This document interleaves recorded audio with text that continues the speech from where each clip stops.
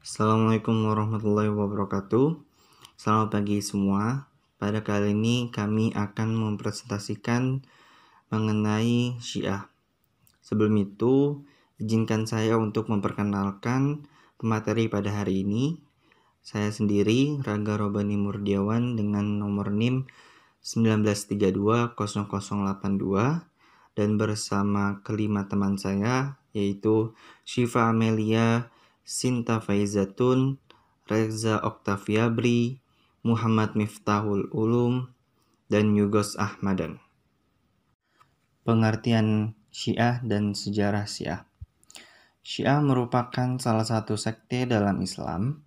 Secara terminologis adalah sebagian kaum muslimin yang dalam bidang spiritual dan keagamaannya selalu merujuk pada keturunan Nabi Muhammad SAW. Syiah bermakna mereka yang menyatakan bahwa Ali bin Abi Thalib lebih utama dari seluruh sahabat dan lebih berhak untuk menjadi khalifah kaum muslimin. Begitu pula sepeninggal beliau, menurut Syiah, Ali berkedudukan sebagai khalifah dan imam melalui wasiat Nabi Muhammad SAW. Aliran atau sekte ini lahir di akhir masa kepemimpinan Utsman bin Affan dan masih berlanjut hingga zamannya Ali bin Abi Thalib, namun saat itu mereka masih menyembunyikan pemahaman mereka. Terima kasih. Selanjutnya akan disampaikan oleh pemateri selanjutnya. Baik, saya Reza Oktaviabri. Saya akan menjelaskan materi selanjutnya mengenai ciri-ciri penganut Syiah. Menurut Syekh Mamdu Farhan Al-Bukhairi di majalah Islam Internasional Kiblati, ciri-ciri pengikut Syiah sangat mudah dikenali. Kita dapat memperhatikan sejumlah ciri-ciri berikut. Pertama, pengikut Syiah mengenakan songkok hitam dengan bentuk tertentu. Tidak seperti songkok yang dikenal umumnya masyarakat Indonesia. Songkok mereka seperti songkok orang Arab, hanya saja warnanya hitam. Kedua, pengikut Syiah tidak sholat Jumat. Mereka tidak meyakini keabsahan sholat Jumat kecuali bersama imam yang maksum atau wakilnya. Ketiga, pengikut Syiah juga tidak akan mengakhiri salatnya dengan mengucapkan salam yang dikenal kaum muslimin pada umumnya, tetapi dengan memukul kedua pahanya beberapa kali. Keempat, pengikut Syiah jarang sholat jamaah karena mereka tidak mengakui sholat 5 waktu, tapi yang mereka yakini adalah hanya 3 waktu saja. Kelima, mayoritas pengikut Syiah selalu membawa at-turbah al-husainiyah, yaitu batu atau tanah yang digunakan menempatkan kening ketika sujud bila mereka salat tidak di dekat orang lain. Keenam, jika Anda perhatikan caranya berwudu, maka Anda akan mendapati bahwa wudunya sangat aneh, tidak seperti yang dikenal kaum muslimin pada umumnya. Ketujuh, Anda tidak akan mendapatkan penganut Syiah hadir dalam kajian dan ceramah Ahlus Sunnah. Selanjutnya, Anda juga akan melihat penganut Syiah banyak mengingat Ahlul Bait seperti Ali, Fatimah, Hasan, dan Husain radhiyallahu anhum. Zikir mereka tidak lagi menyebut nama Allah, akan tetapi menyebut nama Husain atau Fatimah atau Ahlul Bait lainnya. Kesembilan, mereka juga tidak akan menunjukkan penghormatan kepada Abu Bakar, Umar, Utsman, mayoritas sahabat radhiyallahu anhum, dan para istri Rasulullah SAW.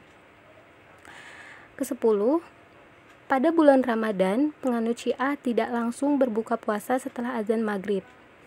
Dalam hal ini, Syiah berkeyakinan seperti Yahudi, yaitu berbuka puasa jika bintang-bintang sudah nampak di langit. Dengan kata lain, mereka berbuka bila benar-benar sudah masuk waktu malam. Selanjutnya, mereka berusaha sekuat tenaga untuk menanam dan menimbulkan fitnah antara satu kelompok kaum muslimin dengan kelompok lainnya. Sementara itu, mereka mengklaim tidak ada perselisihan antara mereka dengan Sunni. Kedua belas, Anda tidak akan mendapati seorang penganut Syiah memegang dan membaca Al-Quran kecuali jarang sekali. Itu pun sebagai bentuk takiyah, karena Al-Quran yang benar menurut mereka yaitu Al-Quran yang berada di tangan Al-Mahdi yang ditunggu kedatangannya. Ke-13, orang Syiah tidak berpuasa pada hari Asyura. Dia hanya menampilkan kesedihan di hari tersebut. Ke-14, mereka juga berusaha keras mempengaruhi kaum wanita, khususnya para mahasiswi di perguruan tinggi atau di perkampungan, sebagai langkah awal untuk memenuhi keinginannya melakukan mut'ah dengan para wanita tersebut bila nantinya mereka menerima agama Syiah. Yang terakhir, orang-orang Syiah juga getol mendakwahi orang-orang tua yang memiliki anak putri, dengan harapan anak putrinya juga ikut menganut Syiah sehingga dengan leluasa dia bisa melakukan zina mut'ah dengan wanita tersebut, baik dengan sepengetahuan ayahnya ataupun tidak. Pada hakikatnya, ketika ada seorang ayah yang menerima agama Syiah, maka para pengikut Syiah yang lain otomatis telah mendapatkan anak gadisnya untuk dimut'ah. Tentunya setelah mereka berhasil meyakinkan bolehnya mut'ah, semua kemudahan, kelebihan, dan kesenangan terhadap syahwat ini ada dalam diri para pemuda, sehingga dengan mudah para pengikut Syiah menjerat mereka bergabung dengan agama Syiah. Baik, saya Shinta Faizatun Nur akan melanjutkan penjelasan mengenai materi. Bahasan selanjutnya adalah tentang perbedaan Syiah dan Sunni. Aliran Syiah dan Sunni keduanya muncul setelah wafatnya Rasulullah Shallallahu Alaihi Wasallam. Pada saat itu, umat Islam di bawah kepemimpinan para khalifah. Khalifah pertama yang terpilih adalah Abu Bakar. Lalu setelah beliau meninggal, kekhalifahan dipimpin oleh Umar bin Khattab, lalu dilanjutkan oleh Utsman bin Affan. Kemudian yang terakhir adalah Khalifah Ali bin Abi Thalib. Pada saat pemilihan khalifah pertama setelah Rasulullah wafat, kaum Syiah menganggap bahwa yang harus meneruskan kepemimpinan Rasulullah adalah Ali bin Abi Thalib, karena didasarkan atas nasab beliau. Tetapi sebagian besar atau para kaum Sunni meyakini bahwa pemilihan khalifah harus dilakukan secara pemungutan suara dan mempertimbangkan berbagai hal. Maka terpilihlah Abu Bakar. Sebenarnya antara kaum Syiah dan Sunni juga memiliki persamaan pendapat di dalam bidang keislaman, seperti Tuhan hanya satu, yaitu Allah. Lalu Nabi terakhir adalah Nabi Muhammad, dan juga kitab terakhir yang diturunkan adalah Al-Quran. Tetapi ada perbedaan yang signifikan antara kaum Syiah dan Sunni, yaitu pada keyakinan mereka tentang kepemimpinan. Kaum Syiah meyakini hanya Ali bin Abi Thalib dan keturunannya yang menjadi pemimpin sesudahnya adalah imam mereka, sedangkan tidak dengan khalifah-khalifah sebelumnya. Baik, melanjutkan dari pembahasan kami, yaitu tentang perkembangan Syiah di Indonesia. Menurut Jalaluddin Rahmat, tokoh Syiah Indonesia, perkembangan Syiah di Indonesia terdapat 4 fase periodisasi. Fase yang pertama adalah Syiah sudah masuk ke Indonesia sejak masa awal masuknya Islam di Indonesia melalui para penyebar Islam awal, yaitu melalui orang-orang Persia yang tinggal di Gujarat. Syiah pertama kali datang ke Aceh. Raja pertama kerajaan Samudra Pasai yang terletak di Aceh, Marah Silu, memeluk Islam versi Syiah dengan memakai gelar Malikul Saleh.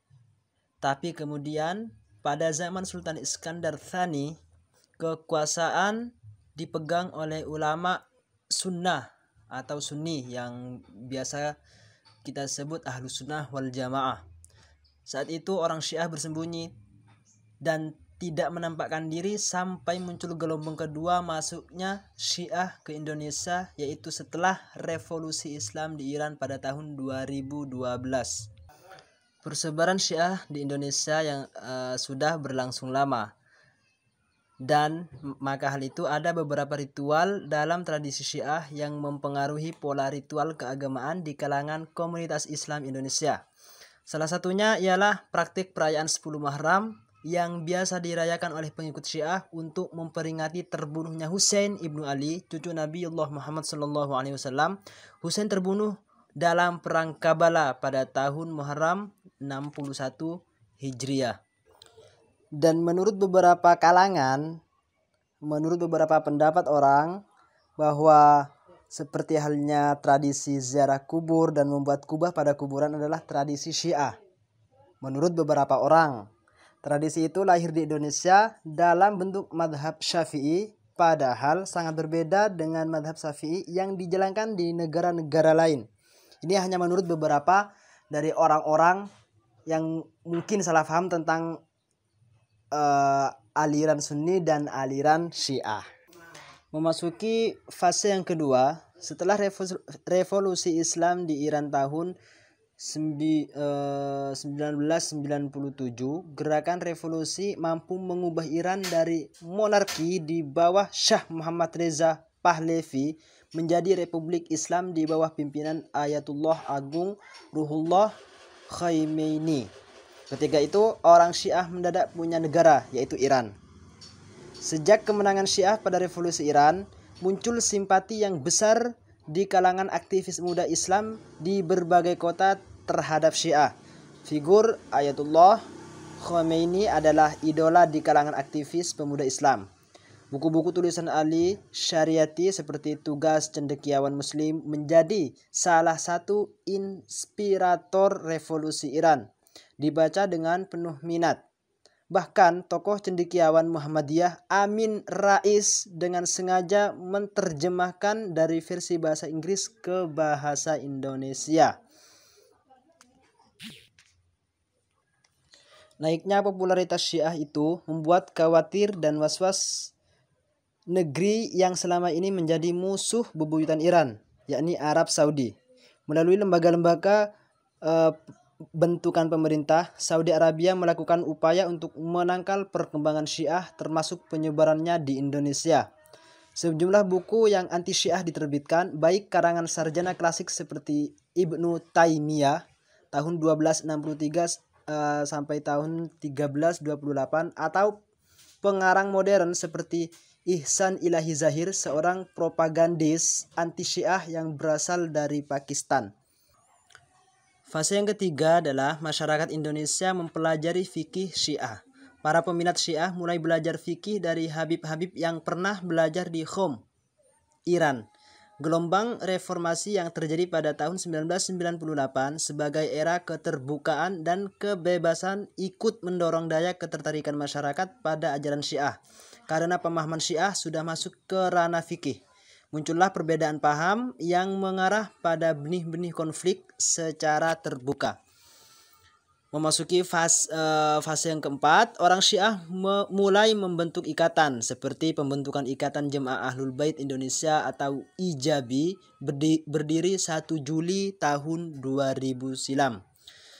Dengan semakin meningkatnya penganut Syiah, maka tingkat ketegangan kelompok Sunni atau Ahlus Sunnah wal Jamaah dengan Syiah semakin meningkat.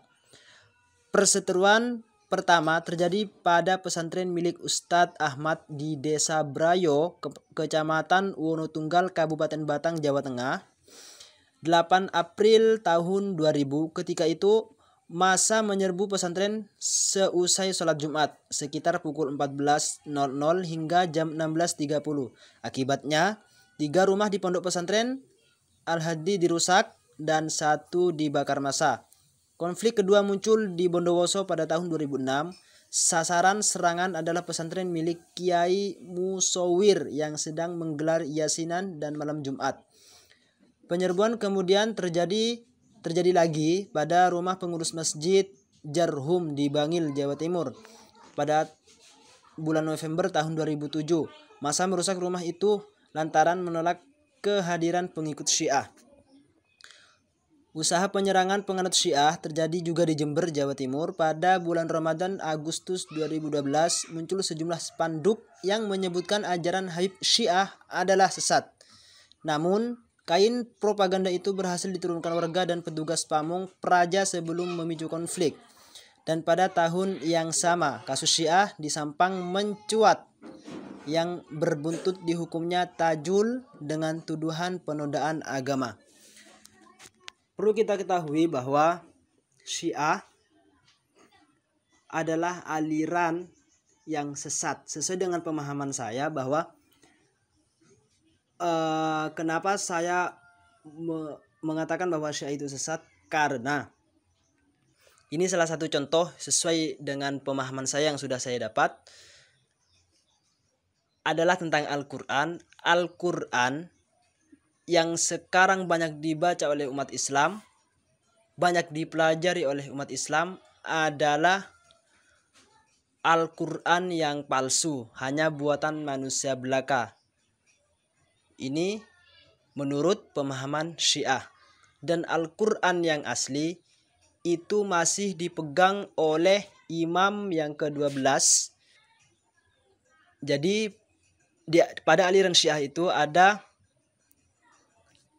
imam yang memiliki tugas masing-masing di situ. Dan imam yang ke-12 ini adalah pemegang Al-Quran yang asli dan akan keluar nanti pada kata aliran Syiah pada terjadinya sebelum terjadinya hari kiamat, dan akan membuat umat manusia menjadi umat yang istilahnya beriman kepada Allah Subhanahu wa taala. Seperti itu. Sekian dari saya, akan dilanjutkan oleh teman saya. Terima kasih.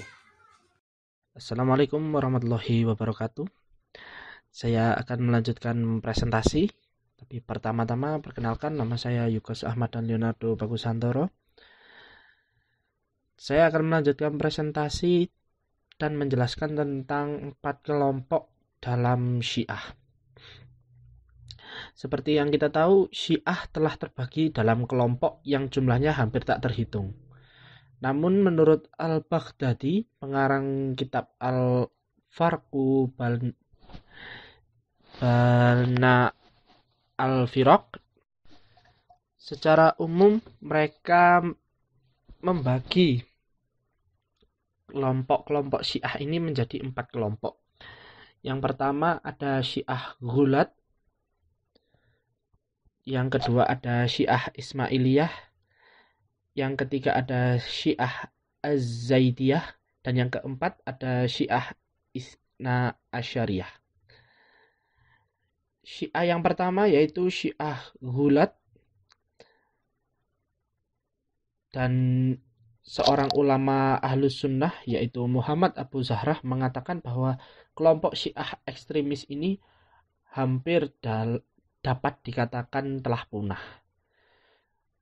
Di dalam Syiah Ghulat juga terbagi menjadi beberapa golongan, yakni As-Sabaiyah, Al-Khattabiyah, Al-Ghurabiyah, Al-Qaramitoh, Al-Mansuriyah, An-Nusaiziyah, Al-Qayyaliyah, Al-Kaisaniyah, dan beberapa kelompok lainnya.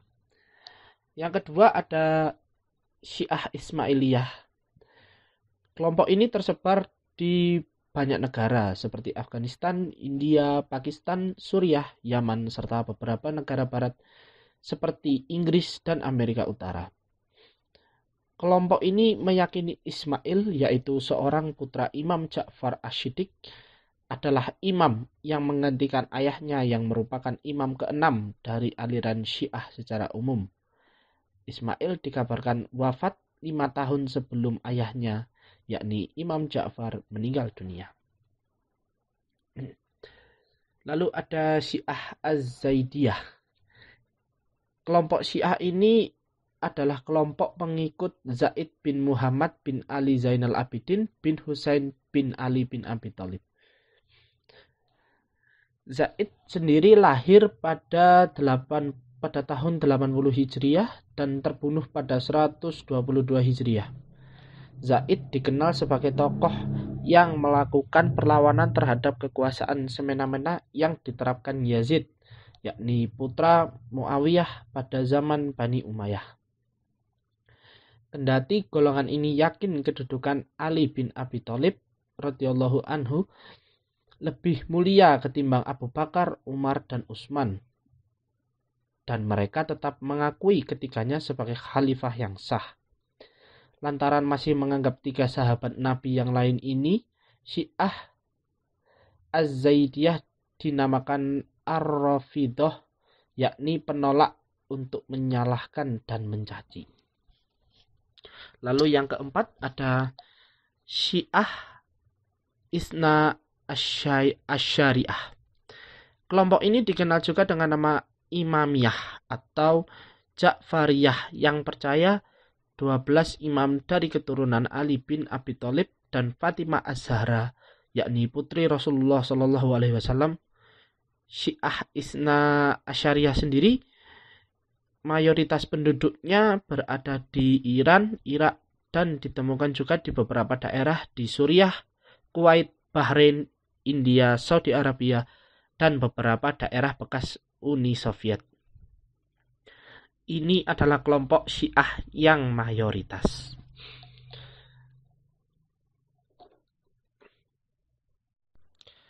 Beberapa mungkin ada yang penasaran, siapa saja sih tokoh-tokoh penganut Syiah yang ada di dunia ini, termasuk yang ada di Indonesia? Berikut akan dijelaskan oleh teman saya. Terima kasih. Assalamualaikum warahmatullahi wabarakatuh. Baik, kemudian akan saya jelaskan tentang tokoh-tokoh penganut Syiah. Di Indonesia ada beberapa tokoh masyhur yang menganut paham Syiah. Yang pertama yaitu Jalaluddin Rahmat, kemudian ada Muhsin Labib, yang ketiga ada Haddad Alwi yang kita tahu bahwa beliau adalah seorang penyanyi. Yang keempat kemudian ada Dina Y. Sulaiman, kemudian yang kelima ada Haidar Bagir, juga beliau adalah teman atau kerabat dari Jalaluddin Rahmat. Yang terakhir ada Khalid Al-Walid. Kemudian akan saya jelaskan tentang urutan para imam Syiah. Disebut juga para Imamiyah atau Isna Asy'ariyah yang berarti 12 imam, karena mereka percaya bahwa 12 orang ini adalah yang berhak memimpin kaum muslim. Yang pertama yaitu ada Ali bin Abi Thalib yang juga dikenal sebagai Amirul Mukminin. Yang kedua ada Hasan bin Ali yang dikenal sebagai Hasan al-Mujtaba. Yang ketiga ada Husain bin Ali yang dikenal sebagai Husain Asy-Syahid.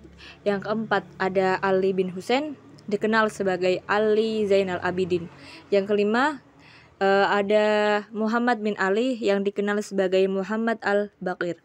Yang keenam ada Ja'far bin Muhammad dikenal sebagai Ja'far as-Shadiq.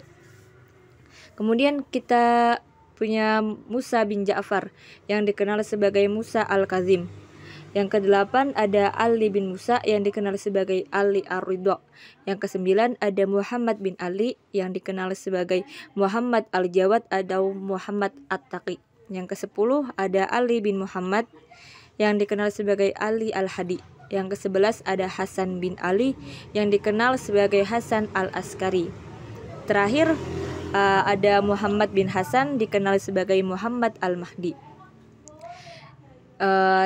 Kemudian ada beberapa tokoh penganut Syiah yang masyhur di dunia. Yang pertama yaitu ada Ayatullah Sayyid al-Khamenei, yaitu beliau seorang pimpinan besar Republik Iran. Kemudian ada juga Ayatullah Sayyid Ali Hussein al-Sistani yang beliau adalah merupakan seorang marja dari Najaf, negara Irak. Yang ketiga ada Sayyid Hasan Nasrullah yang merupakan seorang sekjen Hizbullah. Yang keempat ada Sayyid Abdul Malik al-Houthi yang merupakan pemimpin Houthi Yaman. Yang kelima ada Shah Karim al-Husaini yang merupakan Imam Ismaili Muslim. Kemudian ada Sayyid Hussein Nasr, Beliau adalah seorang filsuf dan guru besar di salah satu universitas di Amerika Serikat. Yang terakhir terdapat Muqtada Sadr, beliau adalah seorang intelek dan politisi yang berasal dari Irak.